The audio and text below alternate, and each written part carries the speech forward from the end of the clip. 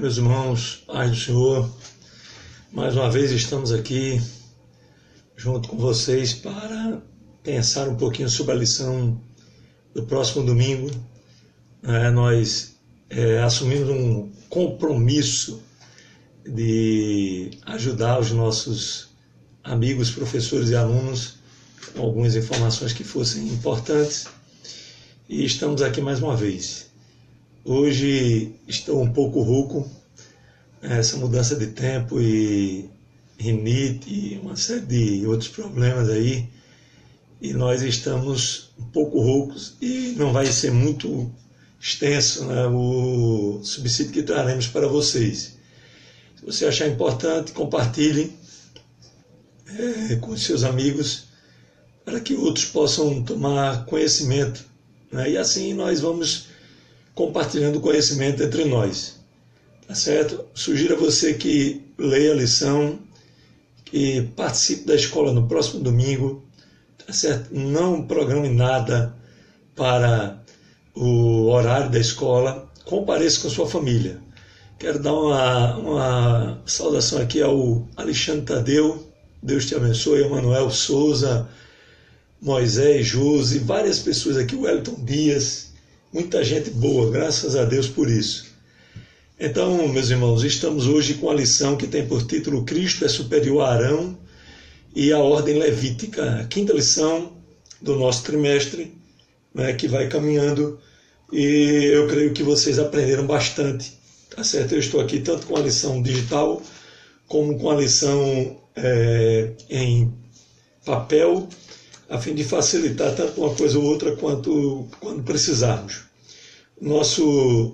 A nossa lição ela é muito maravilhosa. Pai do Senhor, Irmã Marta, Pai do Senhor, Fábio, Deus abençoe. Estamos com uma lição maravilhosa, talvez a melhor lição desse tempo, talvez. Fica difícil escolher quando você tem muitas lições boas. Você fica, será que essa é boa? Aí chega uma melhor ainda e você fica indeciso. Mas essa certamente é uma das melhores lições. Antes de prosseguir, eu quero dizer a vocês que nós temos o subsídio no blog, depois eu vou publicar o endereço para facilitar aqueles que quiserem, tiverem interesse de aprofundar um pouquinho mais. E no blog nós colocamos vários materiais para que você possa utilizar na sala de aula. A prioridade é para o professor, mas se os alunos quiserem imprimir e levar para a sala de aula, paciência. Eu pressionava bastante os professores quando eu fui dirigente e professor.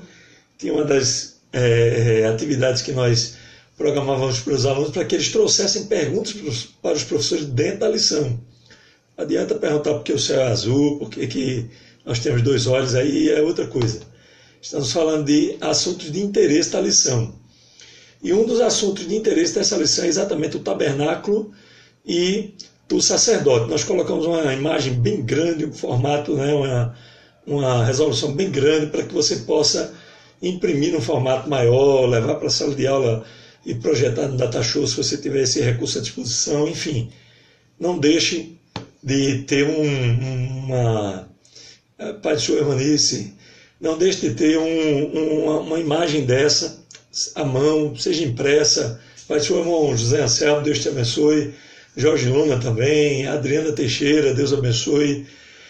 Se eventualmente eu não mencionar o nome de algumas pessoas, é que na sequência aqui dos assuntos a gente pode estar embalado e aí vai ficar complicado para parar e saudar vocês, mas não é falta de consideração de forma alguma. Tá certo? Então, é importante que você traga uma imagem dessa, tanto do tabernáculo quanto do sacerdote, para que os alunos eles criem uma ponte. O aprendizado ele se realiza nessa interação. A gente está falando do sacerdote, uma pessoa lá do Velho Testamento, de 1000, 2000 anos atrás, e muitas vezes o aluno ele não realiza na mente, ele não consegue sintonizar o assunto com aquilo que está sendo falado. Então é importantíssimo, está aqui o Genivaldo Tavares de Melo, grande pastor lá de São Paulo, Deus abençoe, tá certo? Acabei de chegar, muito bem, fica à vontade, querido. Então, veja só, é imprescindível que você tenha essas imagens, do que era um sacerdote, como ele se vestia, o que é que tinha na testa, o que é que tinha na cabeça, os seus vestidos, de que cor eram, etc. E às vezes o professor esquece de trazer essas imagens para a sala de aula. Não precisa você ter um data show. Se você disser a mim que não vai levar porque não tem um data show, é mentira. Você pode imprimir, né, e levar para o seu aluno, tá certo? Pode até pegar um livro, uma coisa dessa natureza, e trazer para a sala de aula e mostrar. E você vai criar um link, né? Está aqui o Edinaldo Xavier Fernandes, grande pastor, amigo meu, né? Paz, Deus Senhor, lá do Equador. Deus abençoe, querido. Gente que estimamos bastante. E aí o que acontece, meus irmãos? É imprescindível trazer isso para a sala de aula, para que os alunos criem um link com o que está sendo ensinado. Quem era o tabernáculo, como era o tabernáculo, como ele era montado, o que é que tinha, o conteúdo. Nós trouxemos aqui bem desossado para você, tá certo? O tabernáculo, o átrio, o lugar santo, o santo dos santos, cada coisa com a sua especificidade, bem detalhado, tá certo? Vai ser um material riquíssimo para você acessar, ler e deixar a tua imaginação, a tua criatividade fluir, tá certo? Não deixe, pelo amor de Deus, a aula só sobrar por falta de conteúdo, tá certo? Por falar no tabernáculo, todos aqueles objetos tinham o seu nível de importância, o seu simbolismo, tá certo? Eu falo aqui sobre esses símbolos, né? É obra de grande envergadura do ponto de vista artístico, tá certo? Pouca coisa do que existia naquela época poderia se comparar ao tabernáculo, fora que quando o sacrifício era aceito, Deus manifestava a sua glória, e nada no mundo antigo se comparava, nem hoje, tá certo? O tabernáculo ele foi confeccionado em 3 partes, né? Nós tínhamos o átrio, onde o sacerdote oficiava e oferecia os sacrifícios. Todo dia, gente, havia sacrifício. O sacerdote oferecia um novilho pela manhã, um novilho à tarde, e vinha gente oferecer sacrifício pelo pecado, sacrifício por tanta coisa, tá certo? E não havia como parar. William Barclay diz que haviam turmas sorteadas, né, de forma a que muitos sacerdotes oficiavam diretamente os sacrifícios uma vez na vida. É por isso que aquela parábola do bom samaritano é tão importante a gente olhar por esse contexto, né? De repente aquele homem, sacerdote que se dirigia ao templo, era um homem que estava se dirigindo uma única vez na vida, ou seja, ele tinha sido sorteado, e se ele parasse para ajudar, isso não justifica, claro, mas se ele parasse para ajudar o bom samaritano, ele ia perder a sua única oportunidade na vida. É importante pensar sobre isso, são coisas, detalhes que passam despercebidos por a gente não conhecer muitas vezes a história como se desenrolava.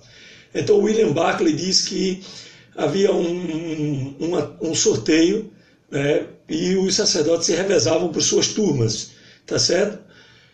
Havia também, os irmãos sabem disso, um sorteio anual, que era o do sumo sacerdote. Uma vez por ano esse homem entrava e oficiava, né, perante o Senhor dentro do Santo dos Santos. Naquele lugar só entrava um sacerdote, que se tornava sumo sacerdote uma vez no ano. E acabou, tá certo? Era o dia da expiação. Vocês sabem que Israel recebeu as festas antes delas acontecerem, né? É a única nação do mundo que Deus deu dias comemorativos, datas comemorativas antes que elas acontecessem. Então vocês vão ter a Páscoa, o Yom Kippur, o dia da expiação, né, que é o dia da expiação. Vocês vão ter a festa dos tabernáculos e outras festas, e essas festas não tinham acontecido ainda, quando Deus determinou que os israelitas cumprissem, tá certo? É a única nação do mundo. E dentre essas festas havia o dia da expiação, que era o Yom Kippur, e o sumo sacerdote entrava somente nesse dia dentro do Santo dos Santos para oferecer um sacrifício. Quando ele entrava ali, já falamos sobre isso em lições anteriores, não vamos nos estender, vocês poderão ler, acompanhar o texto dentro do nosso blog. Havia a tampa do propiciatório com 2 querubins, um de um lado e um do outro, e o sacerdote aspergia o sangue no meio. E se Deus recebesse aquele sacrifício, havia a possibilidade dele não receber, a sua glória se manifestava ali e se manifestava sobre o tabernáculo. Então as tribos estavam dispostas ao redor, e percebiam que a glória de Deus estava se manifestando ali. Tá certo? É bom lembrar que o tabernáculo era montado a sua face olhando para o leste, né? As tribos se distribuíam ao redor, 3 tribos de cada lado, e a tribo de Levi interagia diretamente, né, com o sacrifício, as ofertas, as coisas que estavam se desenrolando ali. Ok, gente? Informes dão conta que o sumo sacerdote, no dia da expiação, entrava no tabernáculo, tá certo? Amarrado por uma corda. Eu não consegui confirmar, li várias fontes aqui judaicas, pesquisei, eu tenho uma boa enciclopédia judaica ali, mas não consegui confirmar, pode ser falha minha. E aí o que acontece? Muito obrigado aí o Robson Aguiar, Deus abençoe o pastor Robson Aguiar, nos felicitando pela iniciativa, Deus continue te abençoando também, querido. É um influencer digital, né? Temos vários pastores aqui no nosso estado que atuam nas redes sociais, seja no Face, seja nos blogs, etc. Mas enfim, voltando ao assunto, esse homem ele entrava com uma corda, né? E havia uma barra da sua roupa, é por isso que é importante você mostrar a roupa do sacerdote para os seus alunos, campainhas que tocavam, né? Indicando que ele estava se movimentando, tá certo? Na barra do sumo sacerdote. E quando aquela movimentação parava, era sinal que ele tinha morrido. E não tinha como entrar para resgatar esse homem. Só tinha a alternativa de puxar pela corda, né? Então é razoável que isso seja, né, realidade. Porém, nós não conseguimos confirmar e colocamos aqui no texto como um informe, tá certo? Era um negócio tremendo, colocamos até uma imagem aqui que mostra a Shekinah de Deus se manifestando. Essa palavra não existe no original hebraico, né? E dizia respeito à glória de Deus se manifestando ali, tá certo?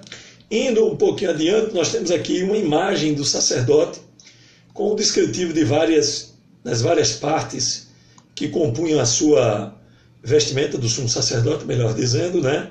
Ele vinha com 2 pedras de ônix nos ombros, à sua frente o peitoral com o urim e o tumim, as luzes e as perfeições, que segundo as tradições judaicas acendiam conforme a vontade de Deus, né? Elas refletiam uma luz conforme a vontade de Deus.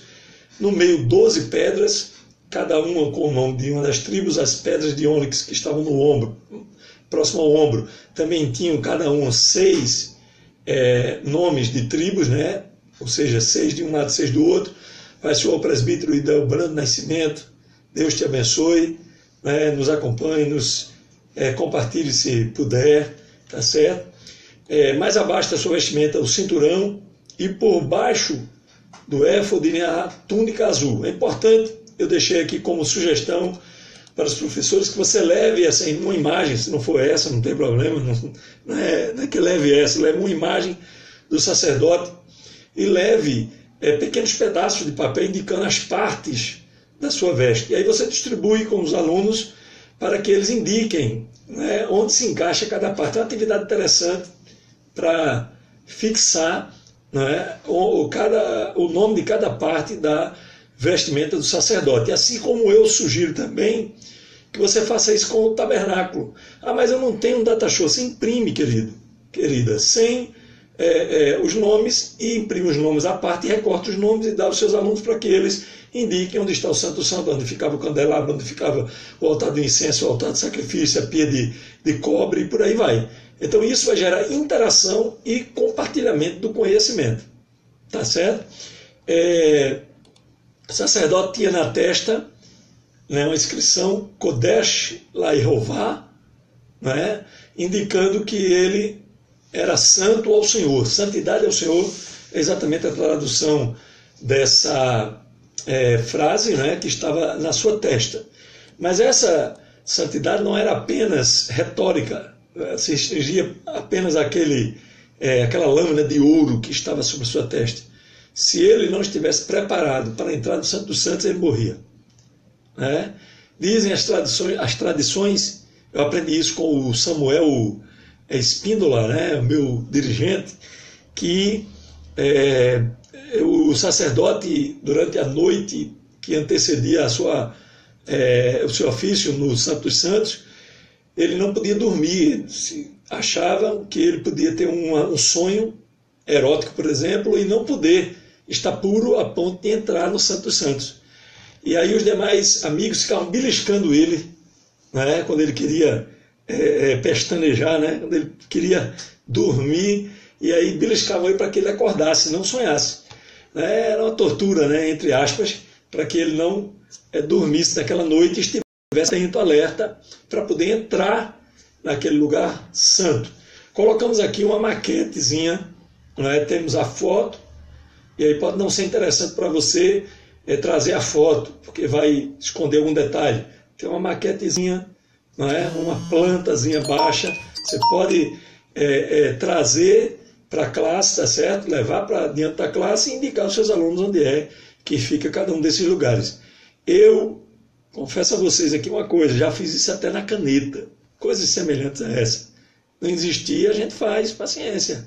Tá certo? Eu tenho aqui uma apostila, que foi a primeira apostila que eu socializei com os meus alunos ali na classe de professores lá em Cruz 2, Cruz de Rebouças 2, que eu fiz, né, as imagens na ponta da caneta. Uma caneta de nanquim, eu comprei, fiz na ponta da caneta, não tinha computador, não tinha nada de nenhuma das facilidades que hoje nós temos, né? Está aqui o Samuel Espíndola e pode confirmar isso aí conosco, né? Está aqui também o Wildes Pereira, meu professor da English Class. Você está convidado, amigo e amiga, que tem, né, alguma afinidade com essa língua, com a língua inglesa, para participar. Não precisa você ser fluente, você pode participar mesmo não sendo fluente, tá certo? Está convidado na nossa sede aqui em Abreu Lima, a partir das 9h30 da manhã.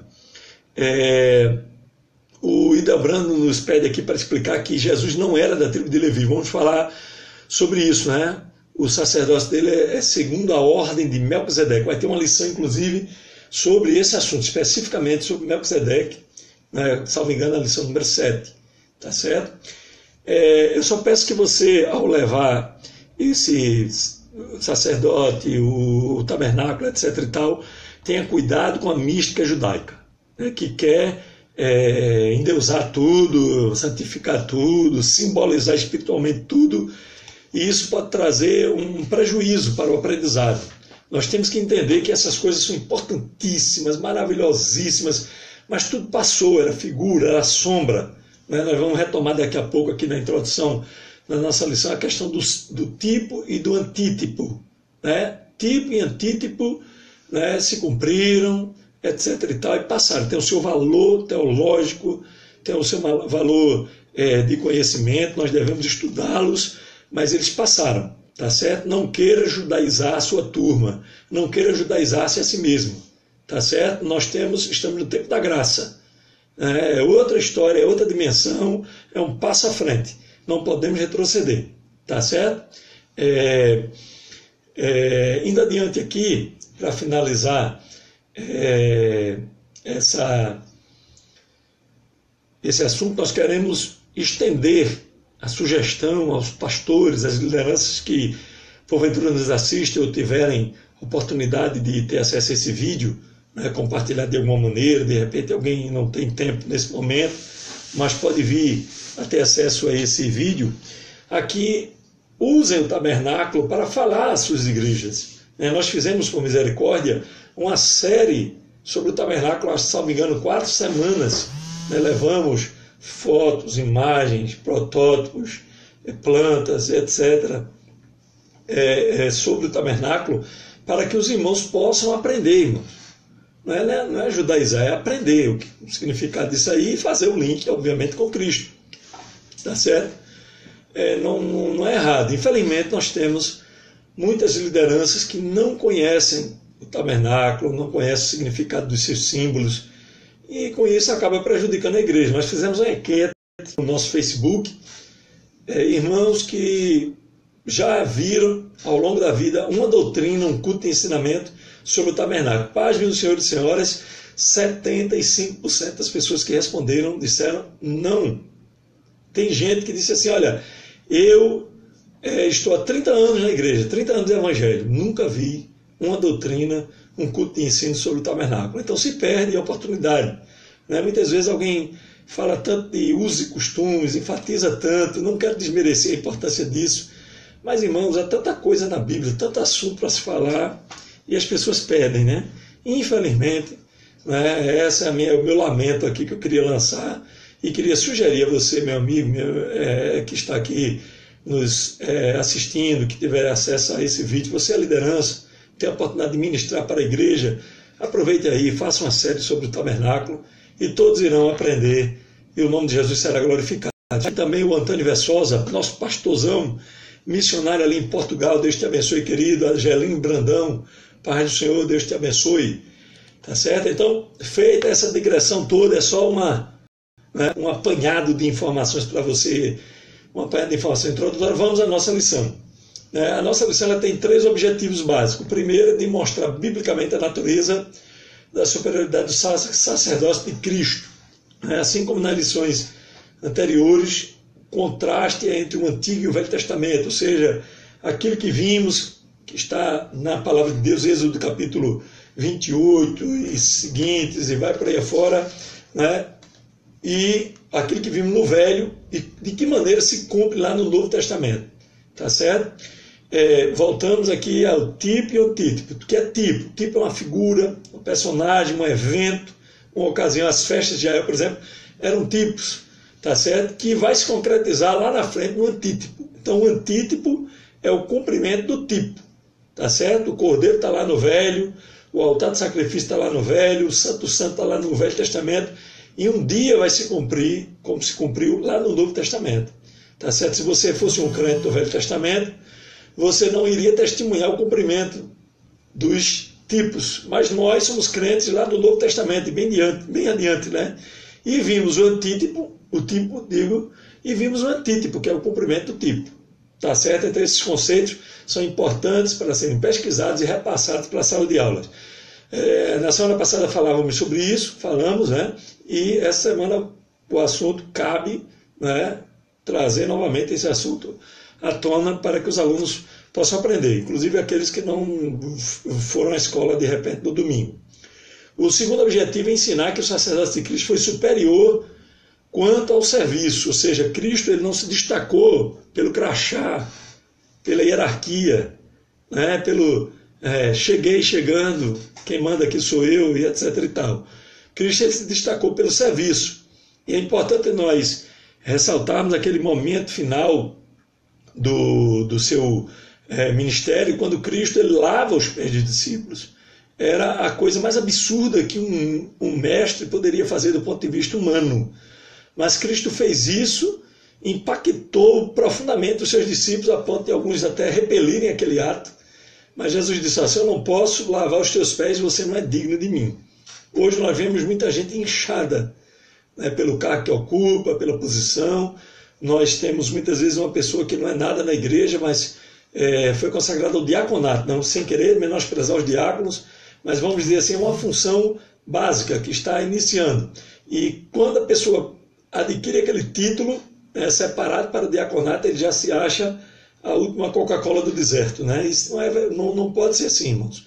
Nós temos que nos destacar pelo serviço para a igreja. Inclusive a palavra ministro, né, significa mordomo, a pessoa que não deixava faltar nada numa casa, né? O ministro é aquele que não deixa faltar nada para a igreja, aquele que ministra bem para a igreja, e não aquele que é servido, né? Muita gente quer ser servido, quer ter um título, né? Inclusive há um pensamento bem interessante da Margaret Thatcher, ex-primeira-ministra inglesa, que ela diz simplesmente o seguinte: olha, o poder é como uma dama.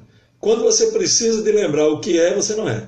Se você precisa lembrar que é uma dama, olha, me respeite. Não, ela tem que se impor, a mulher ela tem que se impor pela sua postura, pelo modo como se veste, pela maneira como ela fala, e quando ela se coloca numa reunião, todo mundo respeita, porque é uma mulher de respeito, né? Tinha até esse dito antigamente, era mulher de respeito, né? Como aquela mulher andava, como ela cuidava da sua família, como cuidava dos seus filhos, do seu marido, e ela acabava se impondo pela maneira como ela se portava. Se você precisa lembrar que você manda, que você é líder, então de repente você está perdendo essa posição, tá certo? Então Cristo ele se impôs pelo seu serviço, tá certo? Em terceiro lugar, o terceiro objetivo da nossa lição é expressar a importância teológica do sacerdócio de Jesus. E aí eu volto a enfatizar a necessidade de estudarmos mais aprofundadamente o sacrifício do velho pacto, não para repeti-los, mas para aprender a importância deles, tá certo? E de que maneira se cumpriram em Cristo, no Novo Testamento, na vida dos apóstolos, na vida da igreja, tá certo? Nós vamos procurar aqui demonstrar de modo prático como muita gente parece ter entendido isso aí e não entendeu, tá certo? Daqui a pouco a gente chega lá. Então, indo aqui na nossa lição, o primeiro ponto da nossa lição vai falar sobre o sacrifício superior quanto à qualificação. Os sacerdotes, eles oficiavam, porque eles tinham uma qualificação, foram escolhidos, né? O Idelbrando pediu para lembrar aqui que eles eram escolhidos por serem filhos de Levi. Nós vamos retomar isso aí daqui a pouquinho no outro contexto, tá certo? Mas é importante nós lembrarmos aqui, irmãos, que não foi esse sacrifício, ele não era realizado apenas a partir de Êxodo. Nós temos lá no livro de Gênesis várias ocasiões em que um sacrifício foi feito. Ora por Abraão, ora por Isaac, ora por Jacó, os patriarcas todos ofereciam sacrifícios. O livro de Jó, que é reputado como um livro anterior a Gênesis, por algumas peculiaridades que não vale a pena a gente discutir agora, ele fala também de sacrifício, que ele oferecia sacrifício pelos seus filhos.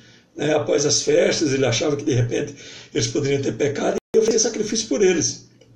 Tá certo? Então, vemos que o sacrifício ele era feito anteriormente ao sacrifício do tabernáculo. Tá certo? Há uma palavra aqui, hebraica, mitbear, que é uma palavra que ocorre várias vezes lá em Gênesis. Eu até anotei aqui, se não me engano, 13 vezes no livro de Gênesis ocorre esta palavra, com conexão com o tabernáculo. 13 menções, tá certo? No livro de Gênesis. Então havia adoração, não foi a partir do tabernáculo que começou a adoração. Mas essas adorações, elas eram precárias, elas traziam algumas dificuldades, e nós vamos ver mais adiante na lição por quê. Tá certo? Então eu quero salientar de partida que a superioridade do sacrifício de Cristo é porque ele se qualificou muito mais do que todos aqueles que ofereciam sacrifícios antes dele. Tá certo? Não apenas no tabernáculo, não apenas no templo, como nesses outros momentos em que haviam sacrifícios oficiosos, por assim dizer. Pessoas de maneira espontânea, individual, ofereciam sacrifícios, eram recebidos por Deus, mas nem de longe superam o sacrifício de Cristo.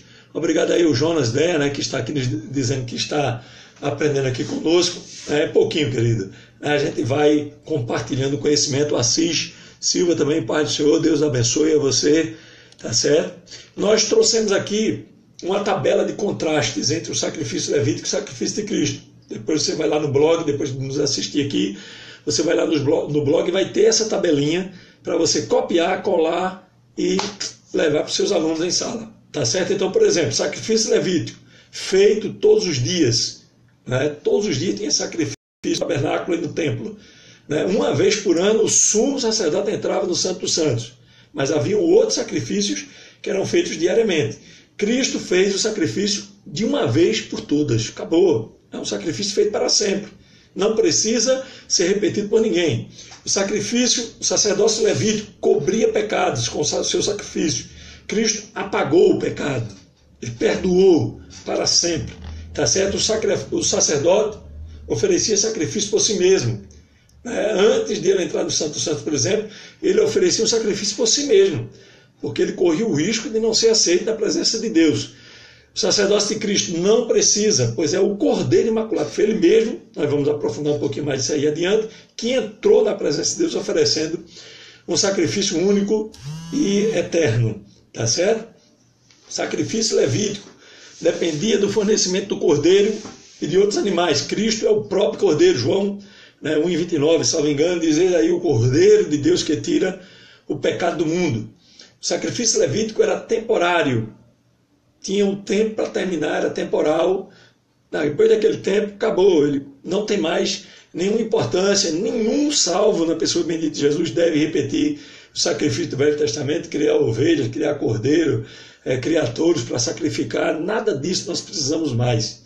Tá certo? Cristo ofereceu um sacrifício eterno e eficiente, eficaz e acabou, não precisa mais de um outro sacrifício, ok? O sacerdócio levítico era feito no tabernáculo terrestre. O sacerdócio de Cristo foi feito no tabernáculo celeste, tabernáculo do céu. O sacrifício levítico, do sacerdócio levítico, era eficiente. O sacrifício de Cristo é eficaz. Daqui a pouco nós vamos falar da diferença entre eficiência e eficácia. E vocês vão poder entender isso aí. Tá certo? Sacerdócio levítico, o sacerdote morria, oficiava por um tempo, depois partiu, estaria sepultado. Estava sepultado. De onde só vai ressuscitar lá no fim dos tempos. Tá certo? Cristo, ele morreu e ressuscitou. É o sacerdote ressurreto. Então, ele se impõe adiante e acima dos demais sacerdotes. E, por fim, o sacerdócio levítico cabia a quem fosse filho de Levi por determinação de Deus. Cristo é sacerdote segundo a ordem de Melquisedeque, era filho da tribo de Judá e é um sacerdote que não é filho de Levi. Tá certo? E assim como Melquisedeque é de uma ordem sacerdotal mais elevada. O autor da lição, ele evitou essa comparação, preferiu o contraste teológico. Nós respeitamos a opção dele, é razoável, né, mas é inevitável a gente não opor essas características para que nós até possamos ter um entendimento mais adequado. Tá certo? O Elisiel Pacheco, Pai do Senhor, querido, Deus te abençoe. Josito da Luz, Ronaldo Ferreira, muita gente boa aqui conectada conosco. Deus abençoe a todos. Tá certo? Se eventualmente eu não citei teu nome, me perdoe. Não é maldade, tá certo? Eu não quero que você tenha isso em conta. Tenho uma grande consideração por todos aqueles que me ouvem. Não são muitos, mas isso não é problema. Nós priorizamos a qualidade. Deus abençoe a todos em nome de Jesus. Tá certo? Então, ainda aqui, naquilo que falávamos sobre essas características opostas, Cristo ele tem uma superioridade moral no seu sacrifício, porque ele mesmo foi sacerdote de oferta. Ele foi oficiante e cordeiro imaculado. Né? Os sacerdotes ofereciam o cordeiro que vinha, né? Muitas vezes um cordeiro alheio de alguém que estava pagando ali um voto, uma coisa dessa natureza. Mas Cristo ele ofereceu-se a si mesmo. Tá certo? Na velha aliança, né, os sacerdotes ofereciam um cordeiro que era analisado. Analisava aquele cordeiro por alguns dias e se ele não manquejasse, não tivesse outros defeitos, ele seria apto para ser oferecido. Mas e se o cordeiro tivesse algum defeito por dentro, internamente? Ele tivesse um pulmão atrofiado, um fígado atrofiado, um defeito no estômago, por exemplo. Como haveria de se descobrir? Só depois de morto, muitas vezes o sacerdote impunha as mãos e ele já não podia fazer mais nada. Ele tinha que agora seguir com o sacrifício. Né? E Cristo passou pelo escrutínio mais severo de todos. É aquela radiografia que só Deus tem. Ele olha por dentro e olha por fora. Né? E aí quando ele faz essa tomografia de última geração, mais aprimorada do que qualquer tomografia computadorizada, ele aceitou o Cordeiro Cristo, né? Tanto que ele ressuscitou. Se Deus não tivesse aceitado Jesus como sacrifício, ele não haveria de ressuscitar. Mas como Cristo foi aceito como o Cordeiro Imaculado, ao terceiro dia ele ressuscitou, porque era impossível que a morte pudesse retê-lo. Tá certo? O comentarista ele pontuou muito bem, ele divide, né? Eu fiz questão de acompanhar a divisão dele, diz que Cristo é o melhor representante. Eu falei aqui de um verbo meio estranho para muita gente, dias atrás. Né? Cristo, ele se tabernacularizou, ou seja, ele habitou entre nós num corpo terreno. Né? E é importante, porque o original grego, ele usa exatamente skenoo, que é o verbo usado para a construção de uma casa, né, visível, os seus compartimentos, as suas delimitações, as suas medidas. E é exatamente essa a ideia da encarnação de Cristo. né? Eu transpus até aqui João 1,14, né? Que diz que o Verbo se fez carne e habitou entre nós. Né? Kai, ho, logos, sarque, egneto, kai, eskenocem, em remim. Né? Cristo, ele se tabernacularizou, ele se tornou homem, 100% homem. É importante que se diga isso. Nós temos grandes expoentes assembleanos de teologia, né, que dizem nos seus escritos, e aí estão alguns debates pela internet, né, sobre isso, que Cristo não era 100% homem. Isso não é verdade. Né? A Bíblia diz que em tudo, versículo 15 da nossa lição, em tudo ele foi tentado, mas sem pecado. Ele não podia ser tentado como Deus, ele só podia ser tentado como homem. Tá certo? Quero agradecer aí o Joelson Belmiro, grande dirigente ali de Duarte Coelho, a Joyce Kedman, né? Pai do Senhor, o Joelson, o Cirene Pimentel e entre outros aí. Tá certo? O comentarista, ele frisou muito bem isso. Cristo era um ser humano pleno das suas faculdades. Tá certo? Eu vou dizer uma coisa aqui que pode escandalizar muita gente. Cristo, ele se desenvolveu. Ele não era um menino com superpoderes. Ele não era aquele menino que a Igreja Católica pintou, que botava o dedo e fazia boneco de barro vir a vida, se tornar... pegava um boneco de uma galinha, por exemplo, não existia uma pombinha nos tempos de Jesus, e aí tocava, não existia galinha em Israel, né? Aí tocava naquele pombinho e ele tomava vida. Isso não existia, isso não existe, é puramente folclore.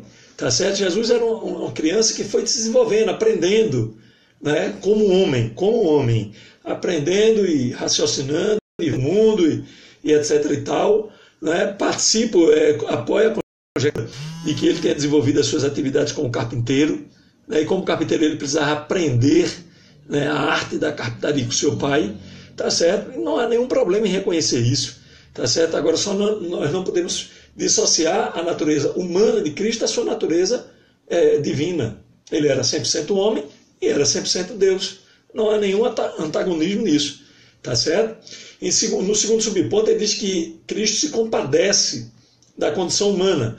E usou aqui uma palavra difícil de pronunciar, né? Metriopateia. Pateia, né? Que esse T aqui é um teta, não é um T mudo, né? Como tabela, the end, né? Metriopateia, né? O acento está aí no iota, né? Se você ainda não conhece as letras gregas, dá um pulo lá no nosso blog, tem lá uma secção, um curso que estamos promovendo, estamos meio atrasados aí com as lições, mas estamos aproveitando os comentários para trazer algumas dessas palavras para que vocês possam acompanhar, tá certo? Então você pega o curso lá, vogais, já temos alguma coisa de gramática, etc., e começa a associar com as palavras que estamos trazendo, e assim você vai aprendendo, tá certo? Infelizmente nós não temos muito tempo para trazer assim uma aula detalhada, diária, uma coisa desse. Queríamos nós ter tempo para isso.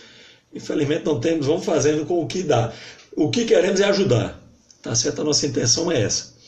Então, indo adiante, essa palavra metriopatheia é interessante porque ela diz respeito ao Carlos Elken, né? Deus abençoe, querida Wilane, Renata Bandeira, Deus abençoe também. Essa palavra ela se referia a alguém que mede um terreno sentindo os passos. A pessoa vai medindo e analisando o terreno que vai pisando, vai tomando ciência do lugar onde pisa, né? E aí veio a significar sentir compaixão, né? A pessoa que solidariza com o próximo, a pessoa que sente as dores de uma outra pessoa como se fossem as suas próprias dores. E o sacerdote que nós temos, que é Cristo, ele é capaz de se compadecer nesse nível.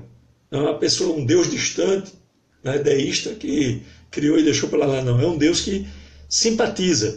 E há uma passagem das Escrituras bem interessante que ilustra essa realidade, que é aquele momento em que um leproso se aproxima de Jesus, e para os estudiosos da época, né, os filósofos estoicos, epicureus, diziam que Deus não pode sentir, porque se eu conto uma piada para você, por exemplo, e você sorri, por um momento eu fui maior do que você, eu consegui influenciar você.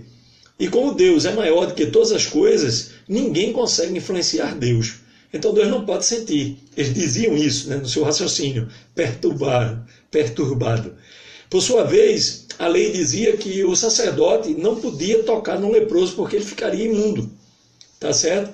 Cristo, como sacerdote, ficaria imundo se tocasse no leproso, né? Nessa lógica linear, ainda que ele não fosse oficiante naquele dia. Mas, enfim, Cristo tomou uma atitude que chocou a gregos e a judeus, se tivessem, né, os dois grupos ali reunidos para assistir. Ele simplesmente pôs a mão sobre o ombro do leproso. E a Bíblia diz que, olhando, fitando, o amou. É exatamente esse o sentimento que Cristo tem por nós. Ele coloca a mão no nosso ombro e ternamente olha para nós e diz, eu te amo. E quando ele diz eu te amo, acabou, né? E aí ele olhou para aquele leproso e disse, o leproso disse para Jesus, Senhor, se queres, podes tornar-me limpo. E aí Jesus olha para ele, põe a mão sobre o seu ombro e diz, quero ser limpo. É exatamente essa a ideia desta palavra, metiópatheia. É exatamente essa a ideia da palavra. É a palavra que mostra essa singularidade de Cristo para conosco. Tá certo? Ele não é alguém que não pode sentir as nossas dores. É alguém que, pelo contrário, está simpático à nossa natureza. Tá certo? E, em terceiro lugar, né, pela posição que ele exerceu. Como diz a lição aqui, né, nem todos que queriam podiam ser sacerdotes. Mas Cristo, ele herdou de Deus, recebeu de Deus a incumbência, determinação de servir como sacerdote entre nós, como cordeiro. E por isso ele é superior a todos os outros. Não foi uma herança por família, né? Não é uma característica, hereditariedade é mais uma das características do sacerdócio levítico. Cristo, ele recebeu do próprio Pai a determinação de ser o sacerdote. E essa determinação está expressa num versículo que eu queria citar aqui para vocês, pelo menos uma parte, Isaías 53:10, que diz assim, ao Senhor agradou moê-lo, fazendo-o enfermar. Todas as vezes que eu leio esse versículo, o meu coração desmaia, porque eu não consigo absorver esse sentimento, esse momento que Deus olha para Jesus e se agrada de moê-lo, para que lá na frente ele tenha a alegria de nos salvar, de ver a igreja perdoada e livre e lavada com o seu sangue. É um momento singular da história, tá certo? No segundo ponto, vem a diferença de Cristo com relação à superioridade do seu sacerdote pelo serviço. E eu queria aqui retomar essa diferença entre eficiência e eficácia. Esses dois termos, eles podem ser melhor entendidos no mundo da administração, no mundo corporativo. Imagine aqui, eu coloquei essa historinha para você levar lá, um exemplo da diferença entre eficiência e eficácia, para você levar lá para a sua sala. Imagine que você tem um carro, você fez o seguro do seu automóvel, e num belo dia, quando você vai saindo de casa, que liga aquele carro, ele não dá partida, o motor não starta, não inicializa. E aí o que acontece? O que é que você faz? Você liga para o seguro manda um reboque, pega o teu carro, leva para a concessionária, cuida do teu carro, resolve o problema dele, liga para você, tá certo? Olha, o senhor da Ladir, venha pegar o seu carro porque ele já está consertado, resolvemos o problema. Aí você volta, você vai lá na concessionária, pega o seu carro, traz para casa. Isso é eficiência, tá certo? Bem atendido, reboque chegou rapidamente, você foi lá buscar, não teve custo nenhum, etc. e tal, uma bondade da concessionária, você foi agraciado, o seguro obviamente está pagando, etc. e tal. Mas enfim, 15 dias depois o carro dá o mesmo problema.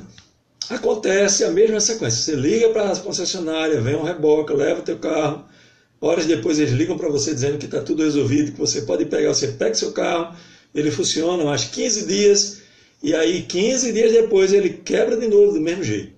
Então veja, todo esse processo, ele foi eficiente, você foi bem atendido, resolveram o problema momentaneamente, tá certo? Teu carro voltou a funcionar, mas os problemas estão ocorrendo novamente. E aí o que acontece? Um outro mecânico pega o seu carro e descobre que o problema está no motor. Numa outra concessionária, você está coberto pelo seguro, a concessionária vai bancar o motor novo. Tira o motor do teu carro que tem algum problema, por algum motivo, né? Uma hipótese que estamos falando aqui, troca o motor do teu carro. Nunca mais você vai ter esse problema especificamente, pelo menos do ponto de vista teórico. Resolver o problema do motor. Isso é eficácia. Eficiência era tudo aquilo que falamos até agora. E isso que falamos agora é eficácia, porque vai resolver o problema de uma vez por todas. Essa é a diferença entre o sacerdócio de Cristo e o sacerdócio levítico. Era um sacerdócio que precisava ser feito diariamente e cobria pecados, ele não resolvia o problema. Tá certo? Aí vem um sacrifício de Cristo, que é um sacrifício mais elevado, mais eficiente, mais superior, e aí perdoa pecados para sempre. Um detalhe, perdoa pecados do passado, né? Perdoa pecados no presente e perdoará no futuro. Então logo o pecador se arrepende dos seus pecados. Foi eficiente para o povo daquele tempo de Jesus, que se arrependeu e se entregou para ele, aquele ladrão da cruz, os seus discípulos e tantos outros que vieram se converter. É eficiente para agora, nesse exato momento, se eu estiver em pecados e pedir perdão a Deus, nesse momento eu sou perdoado pela eficácia do sangue de Jesus. E se amanhã eu pecar, estiver vivo e pecar, eu serei perdoado novamente. Então é uma coisa fantástica, tremenda, tá certo? Está aqui o pastor Ivan, José Ivan da Silva, nos saudando com a paz, Deus abençoe, querido. A Raquel Santana, né? A Anatécia, que comemoramos hoje, né? As 4 anos de amizade, Deus abençoe, né? Estamos aí ficando velhinhos no Face, né? Já está demorando um bocado, né, Anatécia? Deus te abençoe, querida. Tá certo? Então o sacrifício de Cristo é eficaz nesses termos. Hebreus capítulo 10, versículo 4 diz o quê? Era impossível que o sangue de bodes e de touros pudesse perdoar pecados. Era impossível, ele apenas cobria um pecado, não resolvia o problema para sempre. Aquele que oferecia o sacrifício se sentia muito bem, né? Cumpria cumpria a exigência que estava imposta para mim, estou perdoado. Mas o problema não estava resolvido, até que Cristo veio com seu sangue e de uma maneira total perdoou os nossos pecados e selou a nossa história. Ok? O comentarista ainda frisa que esse sacrifício é consolidado pela obediência perfeita à vontade de Deus. Né? E não há nada que ilustre essa obediência perfeita a não ser aquele episódio do Getsemane. Jesus está ali chorando, orando de maneira intensa, e o seu suor se torna em grandes gotas de sangue. E quando isso acontece, meus irmãos, ele podia ter desistido. Não é? O Ultimato, um dia desses, trouxe uma reportagem bem interessante, uma matéria, né? uma série de artigos bem interessantes, diz que Jesus podia ter falhado como homem. Né? Ele foi tentado porque ele podia falhar. Se o diabo soubesse que Jesus não podia falhar, ele não ia perder tempo com Jesus. Mas ele sabia que Jesus podia falhar. E o tentou várias vezes, não foi só aquela tentação dos 40 dias. Nem pense isso de forma alguma. Foi tentado por todos os momentos, tentado até quando estava na cruz. E salva-te a ti mesmo e a nós, era uma tentação. Jesus podia ser tentado a descer da cruz, ter curado as suas feridas porque ele era poderoso para isso, mas teria renunciado à sua missão. E o negócio ficava complicado. Então ele foi obediente até a morte, como diz o texto, a morte e cruz. Lucas 22:44 fala exatamente das gotas de sangue da intensa oração de Cristo. Tá certo? Até que ele exclamou: faça-se a tua vontade. E aí acabou. A maior dificuldade do homem não é sexo, não é dinheiro, não é poder. É se submeter à vontade de Deus. É a coisa mais difícil que nós temos. Nós renunciamos ao sexo fácil, à prostituição, renunciamos ao dinheiro fácil, renunciamos ao poder muitas vezes, renunciamos a tudo. Agora, quando Deus aponta o dedo para nós e diz: faça exatamente a minha vontade, é um negócio que é complicado. Eu assisti o Jeane Barreto, Pai do Senhor, querida, o Antônio Claudino também, Deus abençoe, o Daniel Nestor, Deus abençoe, querido. E aí o que acontece, irmãos? Eu assisti o Logos, o grupo Logos, o Paulo César, que é o líder do grupo, né? Ele dando uma palestra sobre a importância do louvor. Ele disse que foi ao Peru e tinha um dinheiro guardado, né, foi uma agenda, mas ele pretendia estender a sua permanência naquele país e visitar Machu Picchu.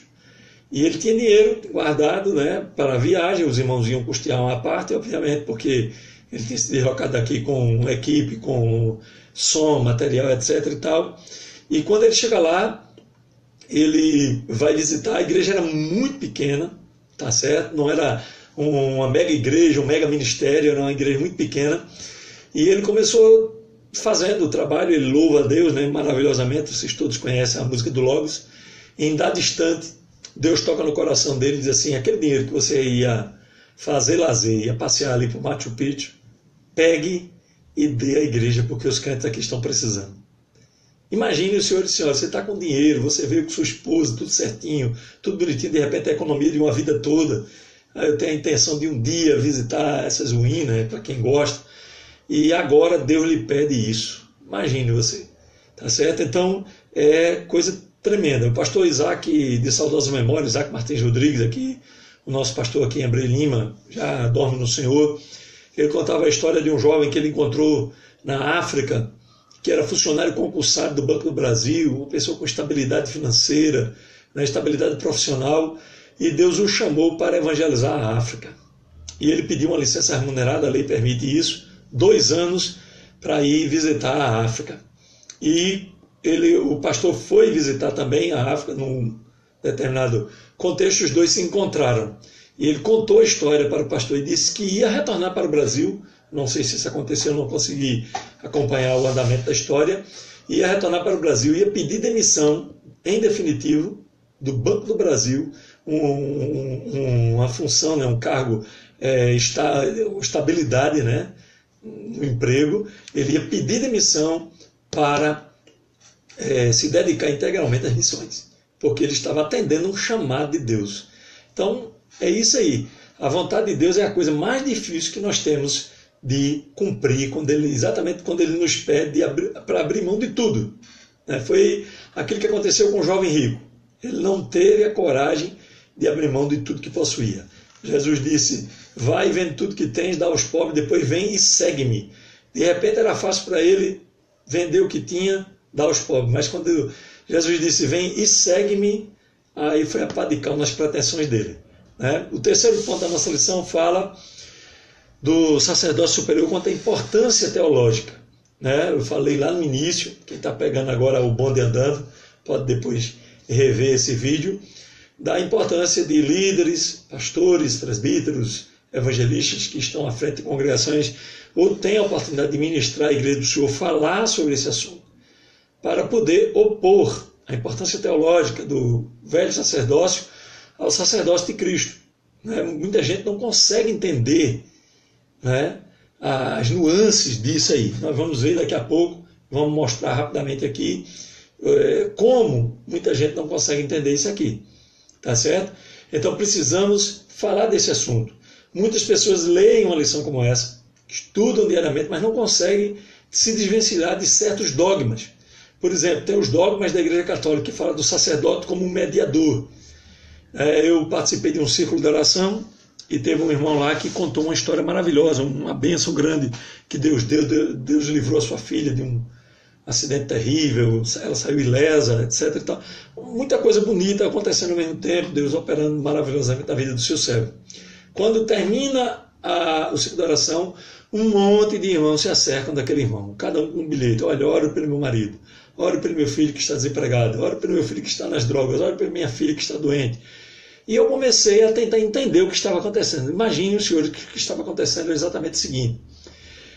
Pelo fato daquele cidadão ser tão abençoado por Deus, ser uma pessoa que Deus derramou tantas bênçãos maravilhosas, eles estavam contando algumas dessas bênçãos, estamos contando que essas bênçãos sejam verdadeiras, não vamos entrar no mérito, creio que sim, eram verdadeiras.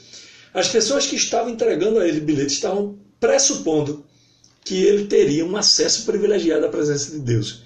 Ou seja, eu, por mim mesmo, orando, não vou ter vitória. Mas se eu entregar um bilhete nas mãos do pastor ABC, do irmão abençoado XYZ, aquele irmão vai ter acesso à presença de Deus, vai orar e a minha bênção vai chegar. Isso não é verdade.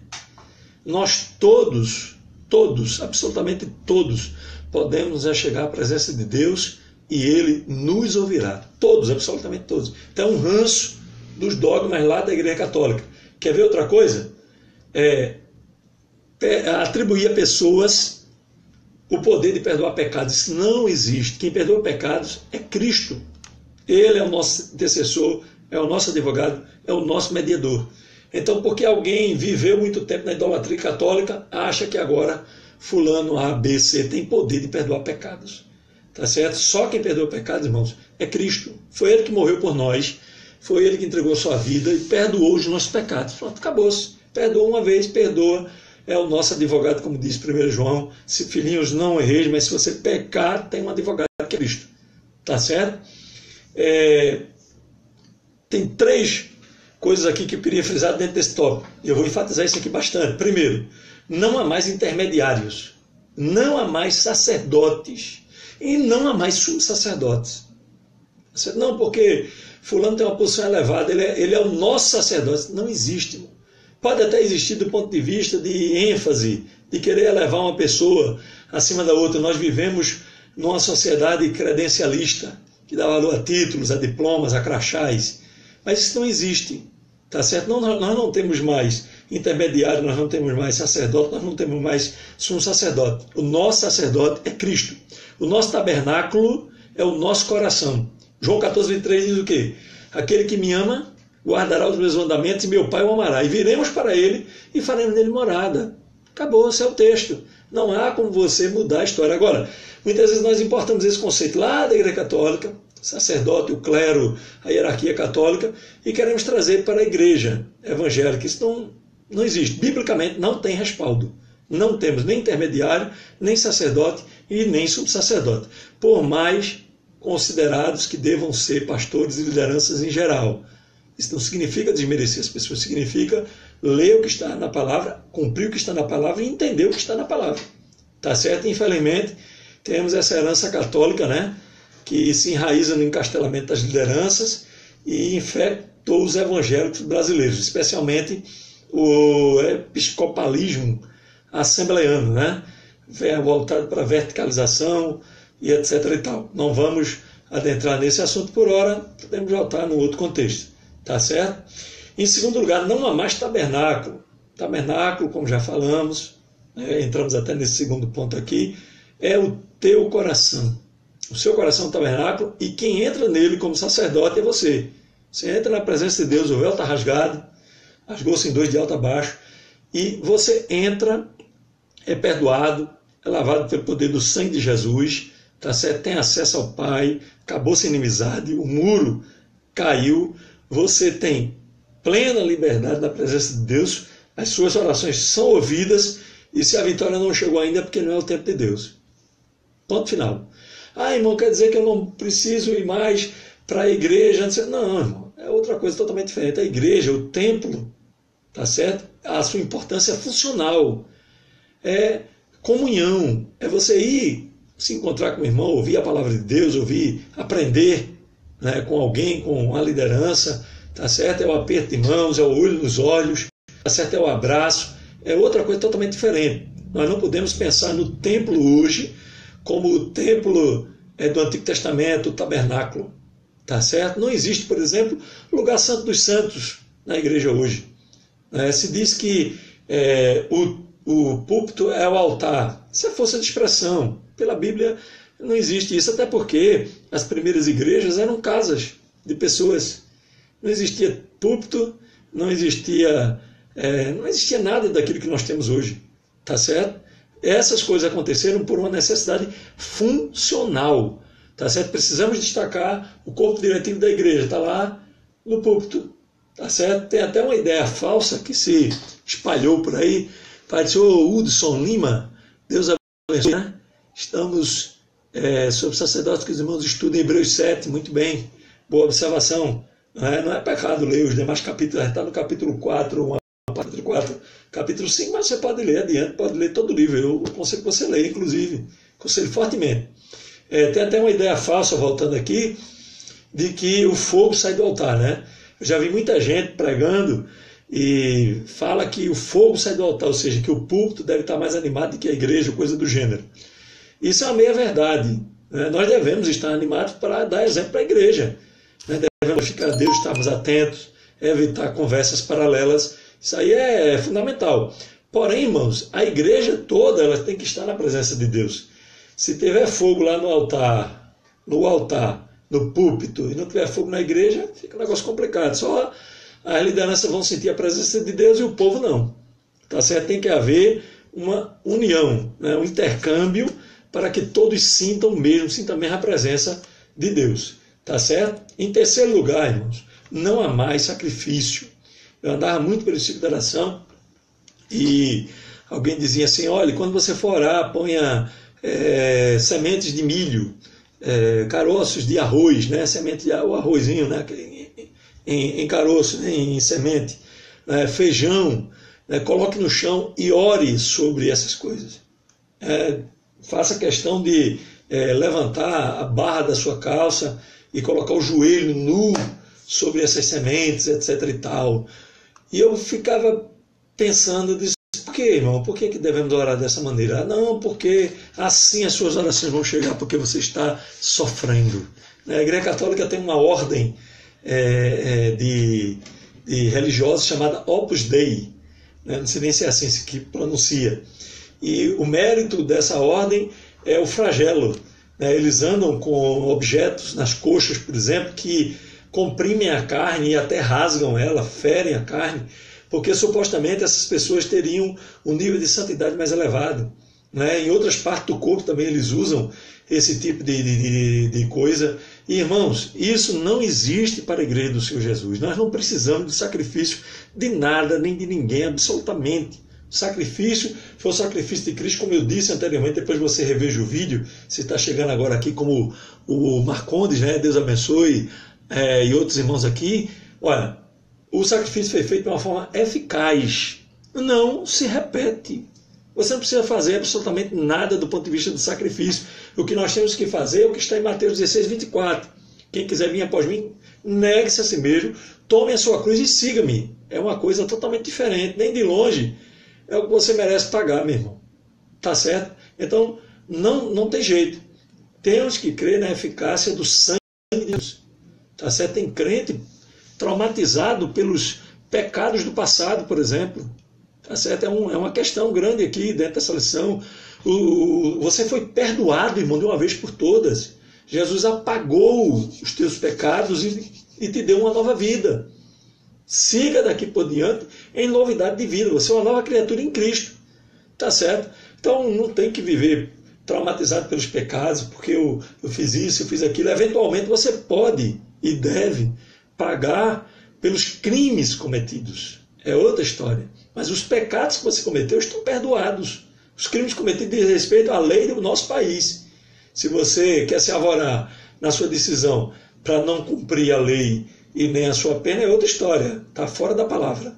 Tá certo?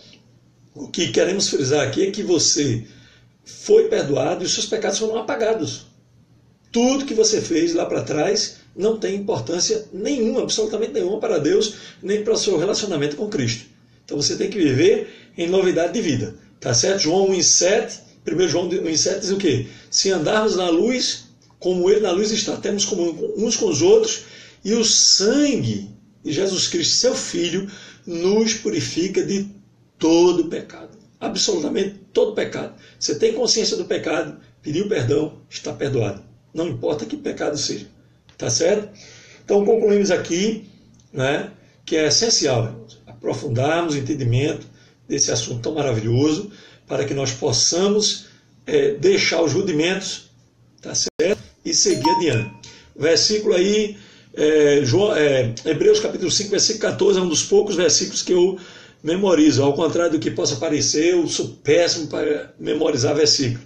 Às vezes eu sei até do versículo, do texto, mas onde se encontra, aí eu me perco, tá certo? Mas esse aí eu me lembro. Mas o alimento é para os perfeitos, os quais, em razão do costume, têm os seus sentidos exercitados para discernir não somente o bem, como também o mal. O contexto desse versículo aí né? Você lê os versículos anteriores, esse é o 14, é o último versículo do capítulo 5.